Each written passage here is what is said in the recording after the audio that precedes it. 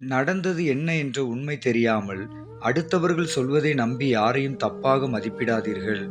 இந்த ஒரு மனநிலை நம் ஆரோக்கியத்தை அழித்து அனைவரையும் தப்பாக நினைக்கும் மனநிலைக்கு நம்மை தள்ளிவிடும். யாரும் எப்படியும் நடக்கலாம், எப்படியும் பேசலாம். அதை கணக்கு பார்த்து நல்லவர் யார், கெட்டவர் யார் என்று சிந்தித்து பார்ப்பதில் நேரத்தை வீணாக்காதீர்கள்.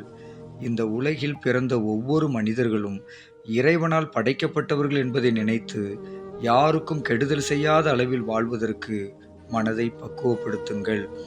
உண்மை நிலை அறியாமல் யாருடைய வார்த்தைகளையும் கேட்டு யாரையும் விரோதியாக பார்க்க வேண்டாம்.